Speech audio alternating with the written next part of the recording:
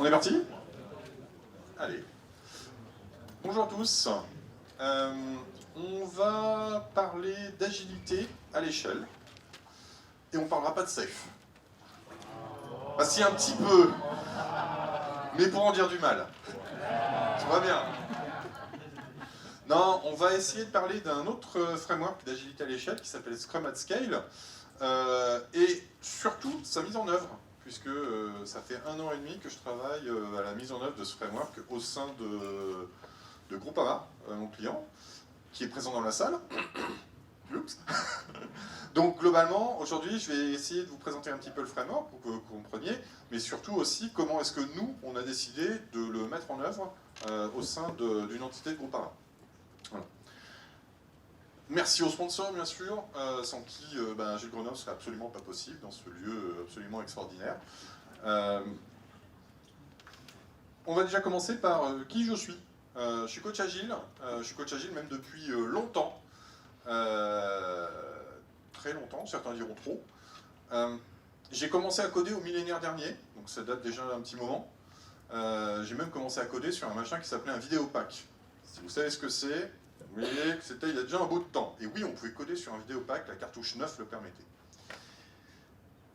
Mon rôle dans la vie, écouter, bien sûr, comprendre, aider, rôle de coach, un rôle que j'apprécie particulièrement. Je suis quelqu'un d'extrêmement joueur, ça, il y en a plein qui le savent. Et surtout, je suis un débutant en pâtisserie depuis très longtemps. Et je reste un débutant parce que ce que je fais, c'est bon, mais c'est pas fini. Et on verra que ça a une importance dans cette conférence. J'espère que vous n'avez pas trop faim. Normalement, la conférence devrait vous donner faim.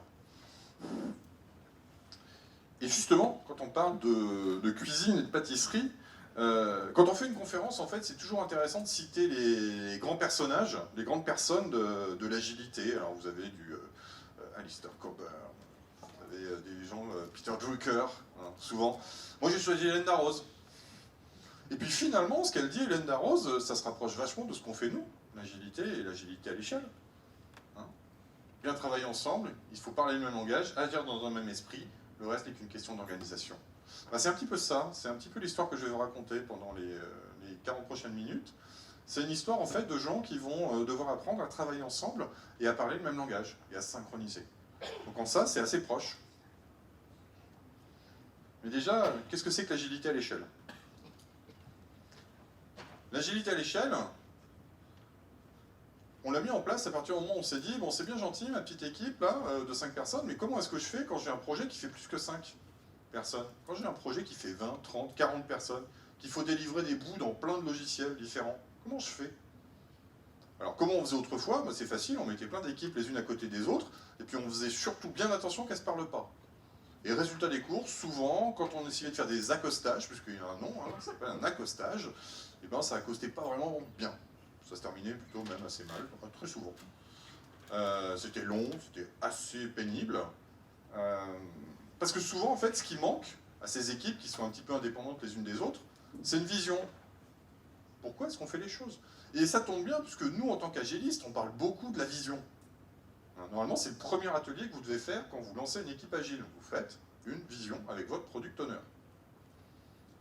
Et cette vision, c'est celle qui va nous permettre de synchroniser, de guider les gens. Bah, quand on passe à l'échelle, on fait exactement la même chose, mais sur un gâteau qui est plus gros. Ça évite d'avoir des parts de gâteau qui sont toutes différentes les unes des autres. Alors ça peut être acceptable hein, de temps en temps. Hein, s'il y en a comme moi qui n'aiment pas le café, bah, vous avez un bout, il n'y a pas de café, c'est chouette. Mais globalement, en termes de présentation, c'est pas terrible. Moyen, on va dire. Et l'idée, c'est qu'on va pouvoir adresser des périmètres qui vont être beaucoup plus grands. On parle de chaîne de valeur, on parle de démarches produits, de choses comme ça. Donc toutes ces démarches-là, généralement, elles vont nécessiter de synchroniser plein de gens ensemble. Et c'est là où l'agilité à l'échelle va venir et va nous permettre de le faire. Et puis ça va avoir des liens supplémentaires, c'est-à-dire que quand je fais de l'agilité à l'échelle, bah, au lieu de faire de l'agilité sur mon tout petit périmètre et de râler sur les autres parce qu'il ne faut pas agile, bah, tout à coup, en fait, je les ai embarqués avec moi, et s'ils ne sont pas agiles, bah, ils vont le devenir, puisque bah, mon contact, tout à coup, par capillarité, mes bonnes pratiques vont devenir leurs bonnes pratiques. Du moins, on l'espère. On va essayer de ne pas récupérer leurs mauvaises pratiques. Ça, c'est autre chose. Et puis, on va pouvoir synchroniser tout le monde. La fameuse synchronisation, le truc qui nous coûte très cher à faire, Parce que quand vous regardez les agendas des gens qui font pas d'agilité, ils sont en codir, copil, comop, co-machin, enfin il y a plein de trucs avec des co devant. Hein. C'est des trucs de synchronisation, tous ces machins-là. Je pense que j'ai toujours pas compris à quoi servent la moitié de ces machins-là. Il paraît que les acteurs changent. Là, on vous propose en fait un framework dans lequel bah, c'est inclus. Donc, vous n'avez plus à réfléchir à qui vous avez synchronisé avec qui. Et on va le voir, là, c'est plutôt bien décrit. Alors, quand on parle d'agilité à l'échelle, on parle aussi des frameworks existants. Bien sûr. Ah oui, vous les avez reconnus, non? Safe. Safe, c'est le millefeuille. Hein. Il y a la première feuille en bas, c'est vous, Scrum, et puis on a rajouté plein de couches au-dessus, c'est vachement bien. Hein. D'ailleurs, vous les regardez, hein, le diagramme de Safe, il est vraiment fait comme ça. Je vais vous montrer, j'avais fait un premier slide avec le diagramme de Safe, mais il n'était pas beau. Le millefeuille. Less, on ne va pas en parler beaucoup, mais Less, en fait, l'idée, c'est plutôt de travailler sur la délégation du PO. Donc on a un PO avec des APO, donc des ARA Product Owners, qui peuvent avoir des proxy APO, qui peuvent eux-mêmes avoir des PPO, qui peuvent avoir eux-mêmes des... etc. Vous pouvez aller loin, des PPPO, si on veut. On peut aller super loin, en fait, avec Less, puisque l'idée, en fait, c'est de travailler sur la délégation. Qu'est-ce qu'on délègue à qui? Quel périmètre on va déléguer? C'est un peu la pièce montée. Je vous ai mis pour rigoler Spotify, hein, puisqu'on sait tous que Spotify n'est pas un framework à utiliser. C'est Spotify qui le dit. Discipline agile. Alors, j'ai mis un gâteau que je ne connaissais pas, parce que moi, discipline agile, je ne l'ai jamais vu dans mon univers. Alors, il paraît que ça existe, il y en a peut-être certains d'entre vous qui le font. Moi, personnellement, je ne l'ai jamais rencontré. Et puis, bah, le sujet d'aujourd'hui, Scrum at Scale. Scrum at Scale, j'ai pris le Saint-Honoré. Alors, premièrement, j'aime beaucoup les Saint-Honoré. Hein, ça aide hein, pour choisir un truc. Je dois bien vous avouer qu'au 24e stade de Saint-Honoré, j'en ai un peu marre. Mais globalement, le Saint-Honoré, parce qu'il y a un petit côté fractal en fait dans le Saint-Honoré. Hein, il y a le petit chou, et puis en fait, on va les mettre les uns à côté des autres, on va obtenir un espèce de gros chou qui est normalement assez léger. On espère. On verra, il y a des Saint-Honoré qui sont moins top hein, dans la présentation. Donc voilà, pour moi, c'est vraiment le framework qui va permettre d'avoir cette démarche un petit peu fractale. On va se dire, bah, en fonction de la grosseur, j'aurai une solution qui va être adaptée, qui ne va pas être lourdingue, qui va vraiment convenir à ce que j'ai envie de mettre en place. Alors, comment ça s'est passé dans la vraie vie? Pourquoi je me suis intéressé à ça? Mais en fait, un jour, j'ai reçu un appel de ma collègue, Alban Véron, qui travaille avec moi à CGI, qui m'a dit Maxime, il y a un client là au téléphone, il a bien envie de travailler avec nous parce qu'il nous a vu à une conf, chouette, mais il veut faire du Scrum at Scale. Ah. Moi j'avais fait du safe hein, pendant 5 ans avec mon client, enfin du pseudo-safe, on avait bien bidouillé le machin, mais globalement, moi Scrum at Scale, à part avoir lu le truc et écrit une conf dessus, je l'avais jamais fait. Je me suis dit, bon, allez, on rentre dedans, on essaie de voir un petit peu. Mais surtout ce qui m'intéressait c'était la démarche, pourquoi? Pourquoi est-ce qu'on ne fait pas du safe déjà, hein. Puis pourquoi Scrum at Scale? Et puis là, la démarche était quand même assez intéressante, c'est de dire, bah non, mais safe, en fait, trop, nous, on est un petit groupe, on est 20-25 personnes, qu'on doit essayer de synchroniser. Et puis, bah, en lisant, on avait l'impression que ça nous allait bien. Et je dois vous avouer que ça a un peu aiguillonné ma curiosité, je me suis dit, bah, moi aussi, ça m'intéresse, en fait, d'aller voir un truc et de mettre en place un truc que je connais pas. Hein. Et puis, globalement, bah, c'est comme ça que j'y suis allé. Donc effectivement, ça part d'un coup de fil, et l'entité pour laquelle j'ai travaillé, c'est Groupama. Groupama support et service, donc ils sont à Écully, avec des développements qui sont un petit peu partout, puisqu'il y en a à Paris, il y en a à Nanterre plutôt, Écully, et puis à Rennes, dans certaines entités. Donc je travaille effectivement pour l'entité digitale, et cette entité, pour vous donner une idée, c'est elle qui fait le site groupama.fr. Sur lequel vous allez avoir le site vitrine, les tunnels de vente, le self-care et le bot. Et donc là, on parle exclusivement des tunnels. Donc les tunnels de vente. Une assurance, qu'est-ce qu'elle fait? Elle va vous vendre des services. Ces services, bah, ils sont répertoriés dans des tunnels de vente qui sont spécifiques à chacune des produits que vous souhaitez acheter. Donc ça peut être de la santé, ça peut être de l'auto, ça peut être de l'habitation, etc., etc. En tout, il y a à peu près 17 tunnels existants. Ces 17 tunnels, quand je suis arrivé, il y avait 4 équipes qui travaillaient dessus. Donc l'idée, c'est comment est-ce qu'on fait pour faire travailler ces 4 équipes ensemble sur un produit commun qui est en fait, comment est-ce qu'on vend des assurances à des gens qui viennent se connecter, sachant qu'ils ont un ou plusieurs besoins, et que, bien sûr, le but du jeu, c'est d'essayer de leur en vendre de plus. On est d'accord? Alors, donc voilà, donc ça c'est le contexte. Groupama m'appelle, et je me dis, bon, premier truc que je vais faire, c'est que je vais aller relire le Scrum at Scale Guide. Puisqu'il y a un Scrum at Scale Guide, comme il y a un Scrum Guide. Et ce qui est rigolo, c'est que c'est la même personne qui l'a fait. Hein, puisqu'on le connaît, hein, Dr. Jeff Sutherland, c'est l'un des signataires du manifeste Agile, et pas Foll Agile, là c'était le vrai manifeste. Et puis, il a fait le Scrum Guide. Alors je sais que dans les dernières versions du Scrum Guide, il y a un peu de la bagarre entre est-ce que oui, non, etc. Le Scrum Master est responsable de la production, machin. Donc la dernière version a fait un peu polémique. Mais l'idée, quand il a monté le Scrum at Scale Guide, c'est de faire une évolution du guide du Scrum. Donc vous ne pouvez pas lire le Scrum at Scale Guide si vous n'avez pas lu le Scrum Guide. C'est un add-on, c'est un plugin en fait, c'est un truc qui vient se rajouter dessus. Si vous voulez faire un petit peu plus, hop, il vous l'offre. Et c'est écrit de la même manière, hein, avec les mêmes problèmes, on va voir après. Mais c'est exactement pareil, hein. Vous n'allez pas être dépaysé. C'est un framework organisationnel. Ça, c'est important de le comprendre, c'est qu'il ne se positionne pas comme un framework d'agilité à l'échelle. On va un peu plus loin, c'est-à-dire qu'on va se dire comment est-ce qu'on structure un nouveau type d'organisation. Et c'est pas pour rien que je vous parle de fractal depuis tout à l'heure. Parce que le but de cette organisation, c'est que plus je vais ajouter des éléments dans cette organisation, moins j'ai envie d'avoir de complexité fonctionnelle entre ces équipes. Pour faire court, plus j'ai des composants, plus ils vont devoir parler entre eux. Plus ils parlent entre eux, plus ils perdent du temps.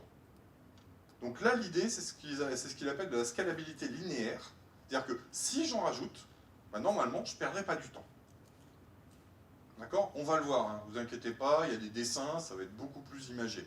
Mais l'idée, c'est vraiment ça, c'est de se dire, on va limiter la bureaucratie et on va faire en sorte que plus on ajoute des gens, des composants dans mon système, ça ne va pas me coûter extrêmement cher. Parce que dans une organisation classique, c'est exponentiel, la courbe. Plus je rajoute de gens, voilà, plus c'est exponentiel. C'est pour ça d'ailleurs que quand vous êtes à 10 et quand vous êtes à 30, à 10 c'est facile de se mettre d'accord, à 30 c'est le bordel. C'est normal. Un truc qui est très important, c'est l'une des bases de Scrum. Elle est assez mal comprise, mais en Scrum, on a la volonté de séparer le quoi du comment. Le quoi, c'est qu'est-ce qu'on veut faire. Et ce qu'on veut faire, c'est pas « je veux une liste déroulante » de dossiers de clients à appeler. Je m'en fous de ça, moi, quand je suis client. Le quoi, c'est « je veux tous mes clients que je dois rappeler aujourd'hui parce qu'ils sont en retard de paiement ». Ça, c'est un quoi. Et le comment, c'est quelle solution informatique je vais apporter pour faire ce machin-là. Et donc, en Scrum, on les a séparés pour plein de bonnes raisons. Et dans le Scrum at Scale Guide, c'est encore séparé. Le quoi d'un côté, avec son cycle de vie, on va le voir, et le comment de l'autre côté. Le but, c'est d'équilibrer la balance entre les deux. Et puis pour finir, non pas pour finir d'ailleurs, comment est-ce qu'on l'a mis en place à Groupama? Parce que c'est bien gentil en fait tout ça, hein, le gâteau est joli, mais globalement quand j'arrive à Groupama, j'ai pas un environnement qui est si simple que ça. En fait déjà, j'ai pas une équipe projet, j'ai 3 services qui sont répartis dans 2 sociétés. Groupama support et service, qui fait le développement, dans lequel il y a les Scrum Masters et les équipes de dev.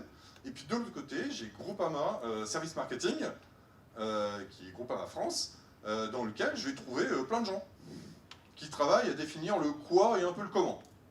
C'est pas très clair encore hein, quand j'arrive. Donc déjà, ça ne correspond pas au framework. Comment est-ce que je vais faire pour réussir à faire que tout ça, ça fonctionne? Donc ça, c'est mon premier truc. Et puis la deuxième chose, c'est que les rôles sont pas exactement ça. C'est-à-dire qu'on parle d'un PO, mais en fait, en face de moi, j'ai quasiment un PM. Mais lui-même, il a un PM. Ah, elle a un PM. Bon, ça va pas. Donc effectivement, je me rends compte, et puis quand je parle avec les Scrum Masters, ils font aussi, des fois certains, de la chefferie de projet. Ok. Donc comment est-ce que j'arrive à mettre en place un framework d'agilité à l'échelle dans un environnement qui n'est pas exactement le même? On va voir qu'effectivement, on a dû faire un certain nombre d'adaptations. Donc tout ça pour dire que mon premier boulot, ça n'a pas été de dire, il faut faire comme ça. Ça a été de me mettre d'accord avec les sponsors et de me dire, comment est-ce que je fais, quelle stratégie je vais avoir pour pouvoir adresser. Sachant que, au début, mon mandat n'était que sur les équipes de développement. Donc que les Scrum Masters et les équipes de développement. Seulement on se rend bien compte que là, c'est juste pas possible en fait. Il va falloir que je structure l'intégralité du programme. Donc il va falloir aller voir les gens en face, et on ne voit pas les gens en face en leur disant hey, hey, on va faire de l'agilité à l'échelle, les gars. Ils vont te regarder en disant t'es bien gentil, Maxime, mais déjà on ne connaît pas. Hein. Et puis deux, nous, il faut qu'on délivre. Donc il faut une stratégie, il faut mettre en place une stratégie. Comment est-ce qu'on va faire? Donc mon premier boulot, ça a été d'écrire une stratégie. Comment est-ce qu'on fait pour arriver à passer de l'un à l'autre? Donc analyse de l'existant, et comment est-ce qu'on va passer. Et on va voir qu'il y a plusieurs étapes pour passer de l'un à l'autre. Alors je vous en ai parlé rapidement, on ne va pas s'étendre trop dessus, mais cette illustration, vous la retrouvez vraiment au cœur du Scrum at Scale Guide, qui vous montre bien qu'il y a bien ces deux notions. Le cycle du Product Owner, qu'on trouve à droite de votre écran, et le Scrum Master, qui est à gauche. Et ce sont deux cycles qui se retrouvent à deux endroits. D'accord ? Le premier endroit, l'endroit du bas, c'est le moment où est-ce qu'on va réaliser les choses. Et le moment du haut, c'est le moment où on travaille ensemble. Et en fait, on va apprendre et boucler. Et bizarrement, si vous lisez le Scrum Guide, il y a un gros blanc dans le Scrum Guide, c'est le travail du PO. Comment est-ce qu'il travaille? Hein, ça, c'est un truc, quand vous expliquez ça à un PO, il vous regarde généralement en disant « Non, mais t'as un Kanban, tu fais ça, machin ». C'est pas dans le Scrum Guide. Le Scrum Guide, c'est disséminé dans toutes les cérémonies, mais c'est très peu décrit. Bah là, en fait, c'est plus décrit. Effectivement, les différentes étapes par lesquelles il doit passer, ce PO. Et on va voir qu'effectivement, à l'échelle aussi, on va retrouver ces éléments. Et ils vont se montrer dans deux entités bien distinctes. Donc effectivement, mes deux sont importantes. Alors, on rentre dans les dessins que vous retrouvez, hein, c'est les dessins du Scrum at Scale Guide. L'idée est la suivante, c'est que le chiffre magique, à vous rappeler, en Scrum at Scale, c'est 5. Facile, c'est une main. 5, c'est en gros le nombre maximum d'éléments que vous pouvez avoir à un niveau donné. J'ai 5 personnes dans mon équipe, j'en fais une deuxième. Enfin, si j'en ai 6, j'en fais une deuxième. 5 incluant PO et Scrum Master. Donc si j'ai 6 personnes, j'ai 2 équipes. D'accord? Si j'ai 5 équipes, ben je fais un groupe à côté. D'accord? Donc l'idée, elle est là, c'est qu'à chaque fois, je ne dois jamais dépasser ce chiffre de 5. Alors ce chiffre de 5, il ne vient pas n'importe où. En fait, il y a une étude de Harvard qui montre que c'est 4,6, c'est le nombre maximum de personnes où on a un pic de performance. En fait, avant, il n'y a pas assez de monde, et après, il y a trop de communication. Et en gros, le pic où vous avez la meilleure performance, c'est 4,6. Donc globalement, 4,6, c'est difficile de couper quelqu'un en deux, donc on prend 5, c'est déjà pas mal. Et ce chiffre-là, on essaie de jamais le dépasser. Alors top tip, c'est très compliqué et on l'a dépassé dans certains cas, parce qu'on n'a pas réussi à faire mieux. Mais effectivement, là, on essaie d'avoir cet idéal. Donc on va découper, et on va avoir cette espèce de fractal, puisque vous commencez à avoir le même diagramme, donc on a une Scrum Team avec Scrum Master PO, et bien là j'en ai 5. Et je vous ai dit, il y a 2 cycles. Et bien, pour administrer le cycle du Product Owner, on va créer ce qu'on appelle une Team PO, donc une équipe PO, et pour manager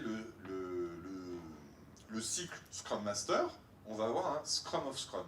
Alors là, il y a un problème qui est tout bête, c'est que dans le guide, je l'ai relu plusieurs fois, et on l'a relu à plusieurs.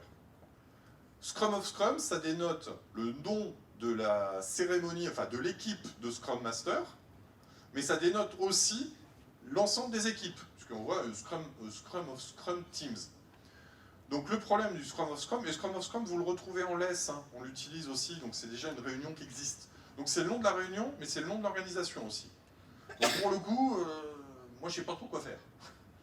Donc dites-vous bien, quand on parle de Scrum of Scrum, moi je vais plutôt parler de l'équipe. Voilà. Pas tant du système en lui-même. On va simplifier un petit peu la donne, mais c'est vrai que dans le guide, ce point-là n'est pas super clair.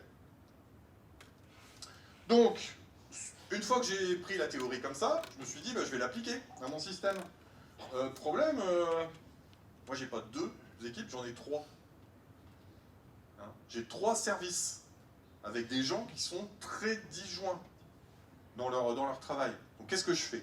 Alors j'ai commencé très simplement, j'ai pris les 4 équipes qui étaient à Groupama, support et service, et j'ai dit, bah, j'ai mes 4 équipes Scrum, avec leur Scrum Master. Ça c'est facile, c'est direct, c'est cadeau, il n'y a pas besoin de trop travailler, on est nickel. J'en suis là. Deuxièmement, j'ai des services dans lesquels je me trouve avec des PO, des PM, des PPO, des PPM. Ça, je ne l'avais jamais vu, mais effectivement, il y a des PPM. Et des business analysts. Hein. BA, c'est business analyst. Tous ces gens-là font des trucs un peu variés, qui vont des ateliers clients jusqu'à rédiger de la conception fonctionnelle. Et entre les deux, de temps en temps, il y a l'écriture du user story. Enfin, il y a un peu de tout, il y a des tests. C'est assez varié et ça dépend vraiment des profils. Donc tout ça, bah, je vais dire, on va simplifier bien et on a mis dans la team PO. On dit voilà, ça c'est la team PO. La question va être comment est-ce que j'arrive à organiser ma team PO. Bah là, pour le coup, on a utilisé en fait la délégation et le delegation poker. On s'est posé la question de savoir, cette team PO, elle a des responsabilités en propre. Comment est-ce que je fais pour que ces responsabilités, elles soient ventilées dans les différentes personnes qui la composent? Et on a fait tout bêtement un atelier Delegation Poker. Donc le Delegation Poker, c'est un poker qui est issu de Jürgen Appelo, sur lequel vous allez essayer de savoir qui est en responsabilité et qui délègue cette responsabilité. Est-ce que le PO, il va déléguer ou pas un certain nombre de trucs? Et on a pris 80 questions sur 8 thèmes différents qui allaient de la récupération du besoin jusqu'au pilotage du projet, en passant par qui va au daily meeting. Enfin, c'est toutes ces questions-là qui étaient posées. Et à chaque fois, on essaie de se poser la question, qui à quelle position dans tout ça. Donc déjà, ça nous a permis de nettoyer un petit peu le groupe des gens qui venaient de gauche, là, comment est-ce qu'ils vont interagir dans la team PO. C'est bon jusque-là?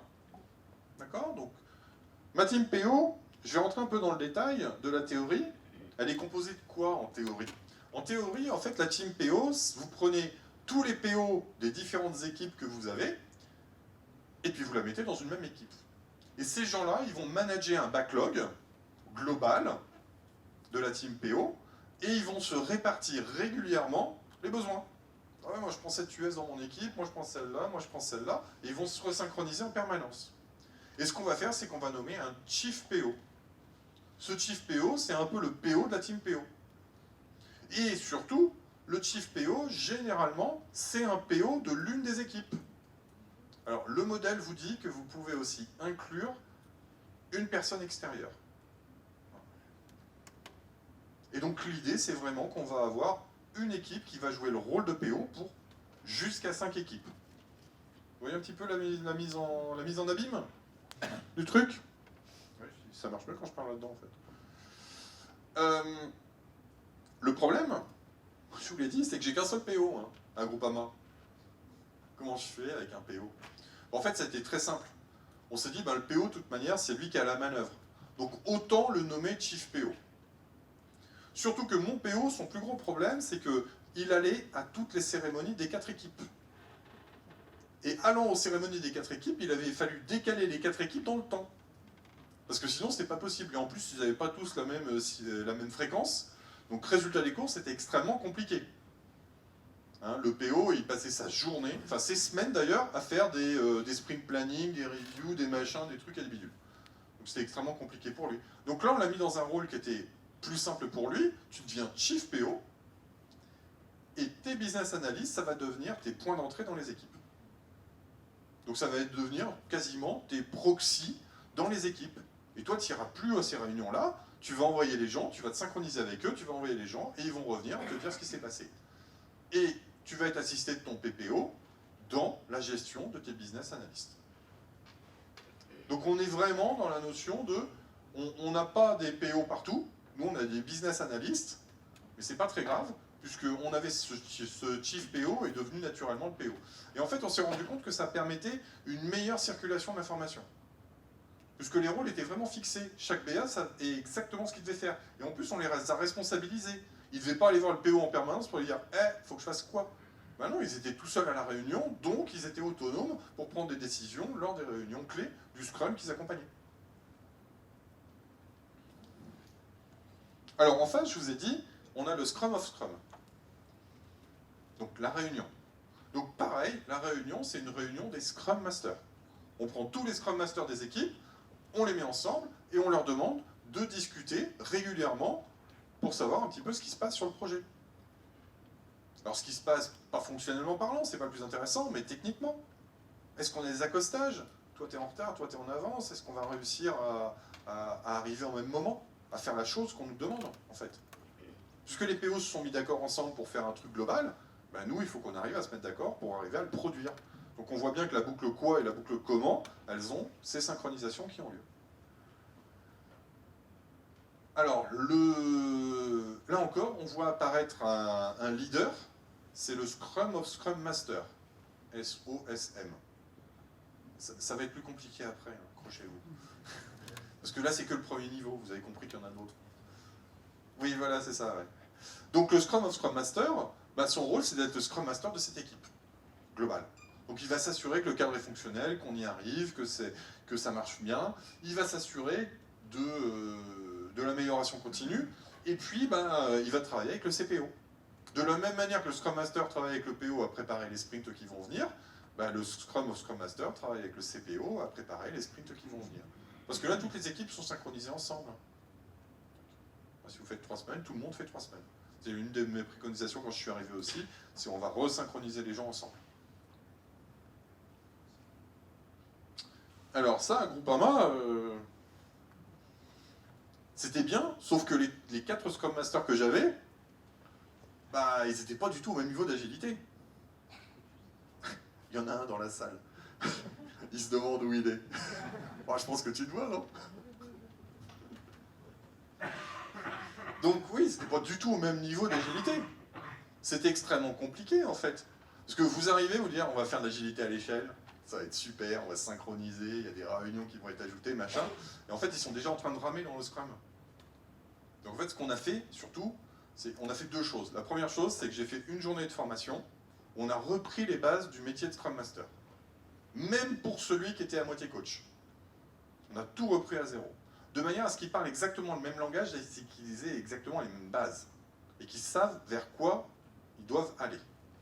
Et la deuxième chose qu'on a fait, c'est qu'on a créé une communauté de Scrum Master. Qu'on a fait en sorte qu'ils se parlent régulièrement. Parce qu'effectivement, ils avaient beau être sur des tunnels, ils ne se parlaient pas tout le temps en fait. Chacun était un peu sur ses trucs. Donc le but du jeu, c'est qu'on arrive à les faire parler ensemble pour qu'ils arrivent à converger vers quelque chose de commun. Pas évident, hein. Pas évident du tout. Surtout avec celui qui n'était pas d'accord. Sauf que hier, il a donné une conférence exactement sur ce sujet-là à Groupama Agilé. Je pense que je l'ai convaincu. Donc c'est pas évident du tout, hein. Surtout que, au-delà des rôles, parce que les rôles c'est facile, hein. Ouais, ça c'est le slide qui pique un peu. Au-delà des rôles, c'est très facile, hein, les rôles. Hein. Voilà, on dit, voilà, on délègue, machin, etc. On va travailler, on a travaillé des fiches de rôle, hein. J'avais édité des fiches de rôle. On les a montrées, on les a jouées, on a fait du jeu pour qu'ils comprennent. Donc voilà, ça c'est bon, on les a. Maintenant, il faut faire monter la mayonnaise, il faut faire la recette. Hein. Maintenant, on a décidé qui étaient les cuistots, le Saint-Honoré, il va falloir commencer à faire des bons. Et résultat des courses, là, on commence à dire que l'agilité à l'échelle, quand vous lisez le Scrum at Scale Guide, vous voyez, c'est les mêmes cérémonies, mais en miroir. Alors, il y a des gros paragraphes qui vous expliquent toutes les cérémonies, tout va bien. Mais en gros, il vous explique que les 5 cérémonies que vous faites déjà, il va falloir en faire 10. Elles sont en miroir. Et si vous regardez bien mon diagramme, en fait, le haut, c'est ce que vous faites en Scrum, normalement. Hein, l'affinage, le chiffrage, l'ordonnancement, le sprint planning, le daily meeting, la review et la rétrospective. On retrouve à peu près le cycle normal. J'aurais pu le mettre sur le PO et l'équipe de dev, mais globalement, c'est à peu près ce qu'on va retrouver qui va se répéter en permanence. Quand vous faites du Scrum at Scale, vous avez des cérémonies qui ont lieu avant, et des fois après. C'est-à-dire que, par exemple, l'affinage de backlog, il a lieu avant l'affinage de backlog des équipes. Parce que je vais affiner mon backlog global dans ma team PO, et puis quand je l'aurai affiné dans ma team PO, je vais le balancer dans les équipes, et là, ils vont affiner à leur niveau. Et on ne parle pas de trucs du style feature, business epic, machin, à la mode safe. Hein. Ça n'existe pas, là. En gros, c'est soit des épopées, soit des user stories. On est vraiment que sur 2 niveaux. Donc on a des grosses épopées, et puis on va se lancer des user stories, et puis on va affiner ces user stories chacun de son côté. Et puis on va se resynchroniser régulièrement dans la team PO pour s'assurer que notre affinage y correspond bien. Pareil, j'ai plus besoin d'ordonnancement, parce que en fait, le truc c'est que mon sprint planning à l'échelle va tenir lieu d'ordonnancement. Ce que je vais faire, c'est que je vais mettre tous les PO autour de la table, et puis on va se dire, ben maintenant, dans ce qu'on veut faire, on le fait dans quel ordre? C'est quoi qu'on va envoyer dans le prochain sprint? Et on se le dit tous ensemble. Donc il y a un ordonnancement global, et ensuite on démarre les sprint planning. Je l'apprends après. Donc après je fais mon sprint planning, hein, tout va bien. Et puis tous les jours, j'ai mes daily dans toutes mes équipes, et je fais un daily at scale. Donc ça veut dire que le Scrum Master, tous les Scrum Masters vont se réunir et vont faire un daily. Ah ouais, ça commence à prendre du temps, hein. Et là on est qu'au premier niveau. Là on est qu'au premier niveau. Et puis quand j'ai fini, j'ai la review et j'ai la rétro. La review, elle se fait d'abord dans les équipes, puis intégrée. Et la rétro, c'est pareil. D'abord dans les équipes, puis au niveau du Scrum of Scrum. Ça, les 2 reviews rétro, vous le retrouvez dans l'ES. C'est exactement la même mécanique. Dans l'ES, vous avez la mécanique, chacun des sprints, vous allez faire la review, puis la review globale, et la rétro, puis la rétro globale. Donc il n'y a rien de nouveau hein, sous le tropique. Le but, par contre, c'est que les acteurs ne soient pas les mêmes. C'est-à-dire que vous n'allez pas embarquer dans les réunions d'agilité à l'échelle tous les gens qui font partie du Scrum of Scrum, tous les développeurs et les machins. En fait, vous allez utiliser des représentants. Des gens qui vont venir et qui vont représenter. Donc c'est souvent les Scrum Masters et les PO, mais vous pouvez très bien embarquer d'autres personnes. D'ailleurs, ça peut être intéressant de dire, bah, écoute, aujourd'hui, c'est pas moi Scrum Master qui va y aller, c'est toi, développeur, et tu vas porter la voix de l'équipe. Puisqu'on s'est mis d'accord avant sur ce que tu dois dire. Ok, vas-y. Sens-toi libre. Alors, ce qui est intéressant quand on fait ça, c'est qu'on a une synchronisation dans le temps. Et donc, normalement, à la fin, on a des gâteaux qui sont à peu près similaires. Pas toujours. Alors, ce qu'on a observé, nous, c'est quand même qu'on a des chiffrages et des pilotages qui ont été bien simplifiés. C'est-à-dire qu'on s'est mis, effectivement, à avoir un pilotage un petit peu plus global, à avoir un alignement des chiffrages entre les équipes, et donc à avoir des choses qui étaient un peu plus similaires et comparables. Donc un petit peu plus de prédictivité aussi. Hein. Et quand on a des équipes, 4 équipes qui travaillent un peu différemment, c'est un peu compliqué. On s'est mis effectivement aussi à avoir des rétrospectives globales. Donc plus se dire dans son coin, ah, ça marche pas avec telle équipe, c'est chiant. Ah non, là en fait on l'a pu le dire tous ensemble. Que ça marchait pas avec telle équipe et qu'il faut quand même le faire. Mais globalement, on a vu une démarche d'amélioration continue qui était plus à l'échelle de chacune des équipes, mais qui était vraiment à l'échelle de ces 4 équipes-là. Et qui incluait aussi PO, BA, Team PO, etc. Alors qu'avant, ce n'était pas le cas. On a vu des durées de sprint qui sont synchronisées, ça je vous l'ai dit. Et puis par contre, on a vu des utilisations de l'outil qui n'ont pas tout à fait convergé. Ça, j'ai pas réussi à leur faire passer le goût de faire les user stories dans Confluence. Pour le moment, ça n'a pas marché. Ça continue effectivement d'être l'outil principal utilisé. Donc c'est work in progress. On va y arriver, on va y arriver. Alors, la question, parce que j'en ai vu quand même qui ont levé les yeux au ciel quand ils ont commencé à voir mon diagramme, c'est est-ce qu'on n'aurait pas trop de réunions dans tout ça? C'est pas facile de trouver un Saint-Honoré géant. Hein. Quand vous tapez sur Internet, celui-là il est chouette, je trouve. En fait, déjà, tout le monde n'y participe pas, je vous l'ai déjà dit. Mais effectivement, il va y avoir une charge supplémentaire de travail pour le PO et le Scrum Master. Mais ce qu'il faut bien comprendre, c'est que cette charge, elle existait déjà avant. Si vous analysez les agendas des gens qui travaillent avec d'autres projets, en fait, ils ont des points de synchro. Qui sont d'ailleurs, on ne sait pas trop quand est-ce qu'ils ont lieu. Hein. Des fois, c'est toujours la même date, des fois, c'est pas, des fois, c'est ponctuel en fonction des sujets, etc. Ben là, en fait, on fait juste que mettre des noms sur des trucs informels. Et en plus, on les met à des fréquences, parce que vous avez compris que nous, en agilité, on aime bien qu'il y ait une fréquence qui soit toujours la même. Donc là, l'idée, c'est qu'on a sacralisé des endroits où on va se synchroniser. Et le reste du temps, on se fout la paix. On arrête de s'envoyer des mails incendiaires en permanence en disant « t'as pas fait ça ». Voilà. Là, on travaille tous ensemble à un même but. Et on se synchronise. Et quand ça va pas, on se le dit. On a les rétros globales pour se dire « ça va pas, on bosse pas ensemble ». D'accord? Donc on a juste sacralisé des choses qui se font, mais en back-office. Vous prenez les agendas de vos PO qui travaillent avec d'autres équipes, vous allez vite voir qu'ils ont plein de points de synchro. Partout. Des rétros à l'échelle, peut-être moins. Mais des points de synchro, ça, ils en ont partout. D'ailleurs, ils font que ça au bout d'un moment. Et on a réussi à baisser la charge de notre PO, parce que le PO, moi, la PO, Erika, quand je suis arrivé, a été complètement débordée. J'ai regardé son agenda, c'était juste délirant, en fait. Complètement délirant. On a pu baisser quasiment de 30%, en fait, dans son agenda. Elle avait des demi-journées où je pouvais avoir du temps avec elle pour la faire monter en compétences. C'est chouette, quand même. Parce qu'on avait sacralisé des trucs et on avait identifié qu'il y avait des synchros qui n'avaient pas besoin. Alors, je vous ai dit, ça c'était le premier niveau. Parce qu'il y a un deuxième niveau, le le Scrum of Scrum of Scrum. Ça c'est le deuxième niveau. Quand vous arrivez à 5 équipes, avec leur Scrum of Scrum au milieu et leur team PO, bah vous créez en fait un deuxième bloc. Et puis pour que ce deuxième bloc se synchronise, vous créez un Scrum of Scrum of Scrum. Et pour les PO, ça s'appelle pas un team PO, ça s'appelle un Metascrum. Donc ils utilisent, alors Metascrum ça vient pas de là, c'est déjà utilisé ailleurs, et en fait c'est ni plus ni moins qu'une team PO mais à l'échelle, qui va effectivement driver un backlog de plus haut niveau, là encore, avec des objectifs étendus. Et pour créer ces équipes, c'est exactement pareil que le niveau du dessous.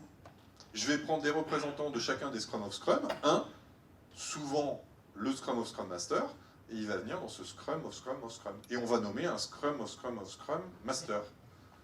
Putain, je me suis pas planté encore pour le moment. Et c'est pareil pour le Chief PO, puisqu'on va nommer un Chief PO. Ils ont pu les chercher bien loin pour les rôles. Vous voyez le truc? Vous voyez pourquoi aussi je parlais de fractal? Et puis ben là, il y a 125 personnes là-dedans. Donc si vous avez un projet de 125 personnes, vous pouvez faire ça. Chouette. Ouais, mais moi, mon projet, il est plus gros. Ah, bouge pas, j'ai 600. Alors, 75, j'ai fait une erreur dans le titre.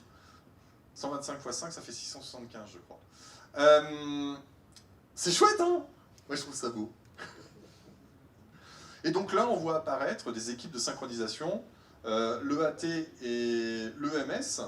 Donc l'idée, c'est qu'au-delà de ça, on s'arrête. Hein.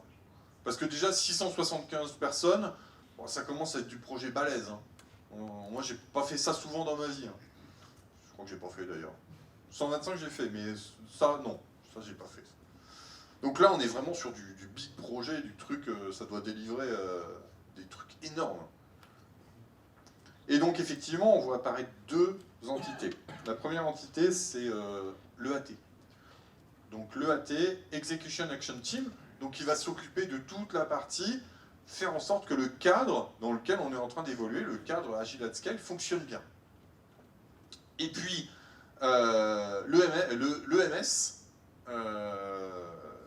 donc pas l'école de management, hein, Executive Meta Scrum, là l'idée c'est vraiment que on va essayer d'avoir une vision très haut niveau. Et là, vous voyez que des acteurs supplémentaires qui rentrent dans ces équipes-là, puisqu'on voit comment ça apparaître, les exécutives et les stakeholders. Donc là, on est vraiment sur des niveaux où on va commencer à parler à des DSI, des gens du quotidien, des choses comme ça, qui vont venir en fait insérer dans ces équipes-là leurs besoins, leurs visions, et ce qu'ils vont pouvoir faire.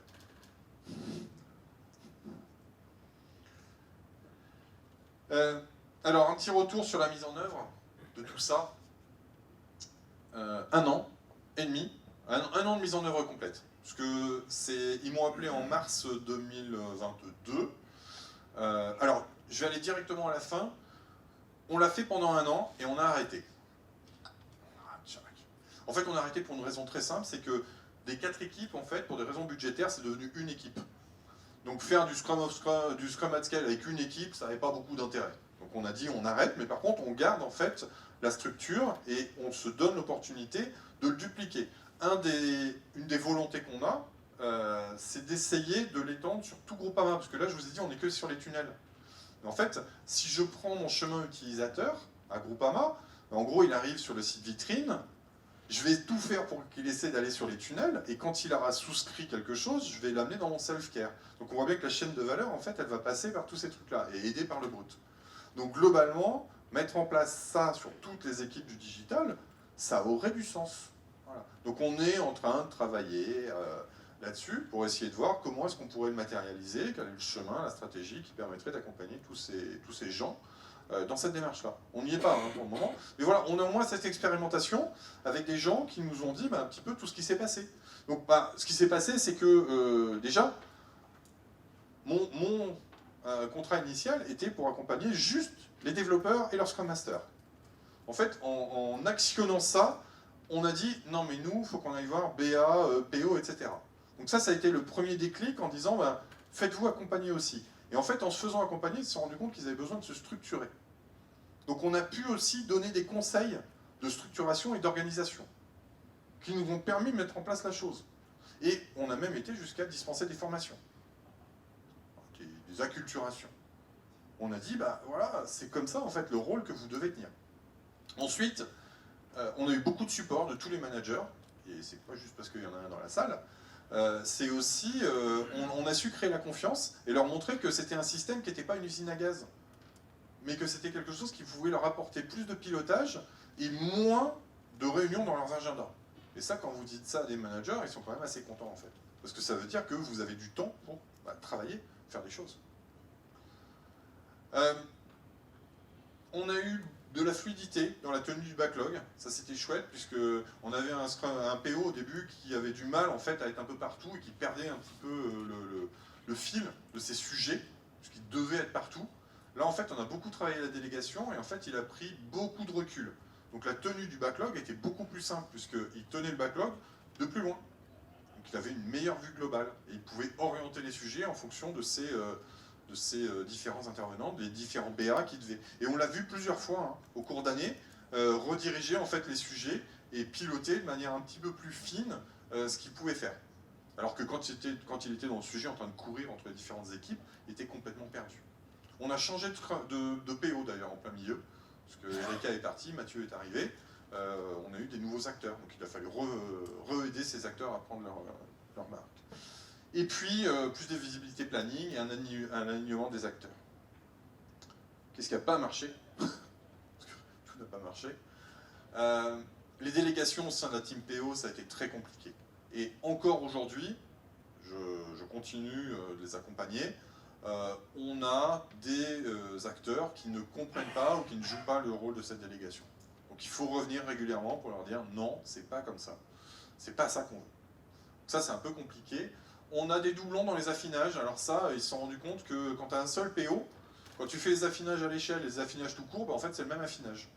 Donc on a simplifié, on a fait une seule réunion. Voilà. Donc ça, c'est spécifique à notre cas, puisqu'on n'a pas plusieurs PO, on n'en a qu'un seul. Donc effectivement, ça nous a permis d'éliminer un certain nombre de réunions à l'échelle. Parce que on y disait quasiment la même chose. Mais on a joué le jeu, on l'a fait pendant quelques mois.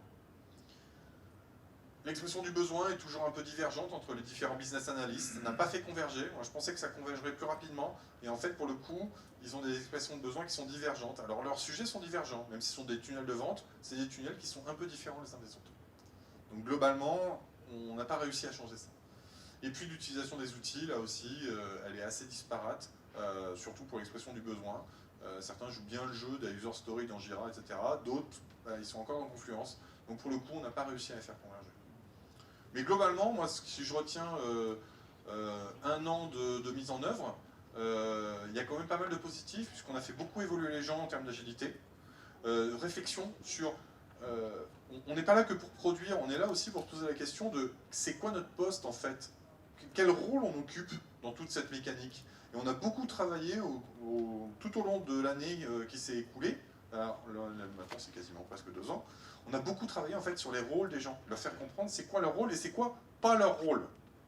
Arrête d'écrire des pseudocodes dans les user stories. Arrête de faire ça, ça n'a pas d'intérêt pour personne. Arrête de faire des user stories hyper détaillées 6 mois avant que tu es obligé de réécrire. Voilà, donc on a beaucoup, ça nous a aidé en fait à accéder à ces gens-là et à pouvoir leur diffuser en fait des bonnes pratiques. Je vais finir, il me reste à peine 1 minute et je prendrai peut-être quelques questions. J'ai un autre cuisinier, Joël Robuchon. La cuisine c'est simple, la cuisine c'est ce qui est le plus compliqué. C'est très simple en fait, comme at scale. Je vous ai quasiment tout montré, et si vous lisez le guide, il n'y a pas beaucoup plus que ce que je vous ai dit. Par contre, c'est très compliqué à le mettre en œuvre. Et c'est exactement la même chose avec Scrum. On vous dit très simple mais très difficile à mettre en œuvre. Scrum at Scale, c'est exactement pareil. Donc vous ne jetez pas dans Scrum at Scale en disant je vais le faire, ça va être super simple. Effectivement, Safe, c'est très normé. Scrum at Scale, c'est beaucoup moins normé. C'est des briques, voilà, que vous allez pouvoir assembler. Mais le résultat peut être difficile, déceptif, comme les Scrum en fait. Donc si j'ai une petite conclusion, c'est un framework modulaire, c'est une évolution dans la continuité. Si vous faites du Scrum, vous ne serez vraiment pas perdu. Donc pour le coup, le coût de formation est faible. Par contre, ça nécessite de réfléchir fortement votre organisation. Et ça, c'est très à la mode actuellement. Framework and Fix, on est vraiment dans l'organisation. Comment est-ce que je coach une organisation pour qu'elle soit plus productive? C'est exactement ce que vous allez devoir faire. Comment je découpe mes équipes? Je ne vous en ai pas parlé aujourd'hui, et le guide n'en parle pas du tout. Il y a des manières de découper qui vont vous faire gagner du temps, et d'autres pas du tout. Pour le coup, il va falloir que vous soyez intelligent dans votre découpage. Et puis voilà. Et puis merci. Et c'est pas un Saint-Honoré. Et celui-là, c'est moi qui l'ai fait. Quelques questions. C'est un Gravity Cake, j'étais très fier. Il y a une question là-bas, et après là, et après là. Yann, oui. Dans les backlogs sur les différents niveaux, ouais. Tu dis que tu mets uniquement des US, des épiques, et c'est ce que tu envoies à tous les niveaux sur tout le backlog? Ouais. C'est exactement pareil qu'en LESS pour le coup. Normalement, en fait, tu es censé avoir dedans des épopées et des US, et puis en fait, tu vas balancer les US aux différents étages. Après, pour le coup, moi j'ai fait que l'étage 1, donc j'ai jamais mis en place des étages supérieurs, mais je pense qu'effectivement, tu vas travailler plutôt sur des épopées quand tu es au-dessus. Sur des choses qui sont un peu plus grosses, un peu plus longues. Mais le but du jeu, c'est que là, tu es quand même séquencé pour livrer tous les sprints. Donc ça veut dire qu'à un moment donné, dans tes méta-scrum, il va falloir que tu te dises, dans 3 semaines, qu'est-ce qu'on livre tous, quoi. Et ton exécutif, il est au courant. Sans avoir plus de niveau de regroupement que les épopées, ils arrivent à s'y retrouver. J'ai pas de retour sur les étages supérieurs, mais sur un niveau, on a réussi à le faire. Oui, ça fonctionne. Il y avait là. Oui. En extrapolant un peu, est-ce qu'on pourrait imaginer un Kanban à scale ou même J'y ai pas réfléchi, mais c'est une bonne idée. On pourrait réfléchir, ouais, se dire j'ai plusieurs Kanban, effectivement. Pourquoi pas, effectivement, ça pourrait. On va moins travailler sur les rôles, on va plus travailler sur le flux, donc là ça serait plutôt sur comment je peux synchroniser des flux entre eux, et est-ce que des éléments de WIP sont partageables? Je sais pas, il faudrait y réfléchir, c'est pas si évident. parce que là, vous mentionnez le besoin d'avoir un peu les mêmes durées, etc. Ouais. Bon, dans un cas, c'est un peu par l'histoire des choses, on a sur un même projet, mais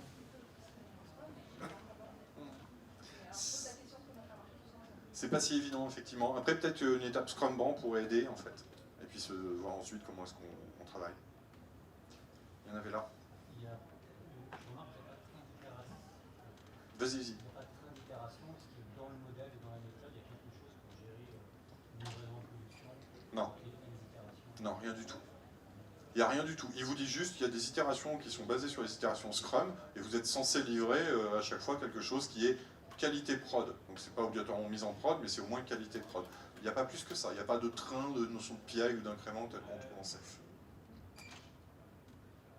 Une dernière question, parce que ça chauffe là. Et puis j'en ai une là aussi. Alors, Tu disais qu'en fait, les équipes, le chiffre logique c'était 5. Ouais. Le nombre d'équipes, est-ce que c'est la même chose pour les membres d'une équipe? 5 personnes? Ouais. Oui. C'est un peu contradictoire, si vous êtes une semaine d'équipe, Scrum Guide, 10 personnes maximum. Ouais. Là, c'est 5 personnes. Ah là on réduit, 5. En fait on réduit pour des raisons de performance. Juste la dernière. C'est un peu pareil, mais du coup, on a beaucoup parlé des Scrum Masters et des PO, comment l'ont vécu les devs? C'est intéressant, les devs en fait ils se sont rendus compte qu'ils travaillaient sur des choses communes, et surtout, je ne l'ai pas dit, mais ça nous permettait en fait d'éviter de prendre un dev et de le mettre dans un autre quand j'avais moins de travail d'un flux à l'autre, de travail, de tunnel. Donc en fait, je pouvais donner une US d'un tunnel à une équipe qui ne s'occupait pas de ce tunnel, puisque c'est les mêmes technos. Donc en fait, on a utilisé ça pour faire du load balancing plutôt au niveau du besoin, plutôt que répartir les gens dans les équipes en permanence. C'est vrai que je ne l'ai pas dit, mais oui, c'est comme ça qu'on a fait. Ça a moyennement marché, ça pour le coup, puisque on avait toutes nos équipes qui étaient très chargées en permanence. C'est bon. Merci.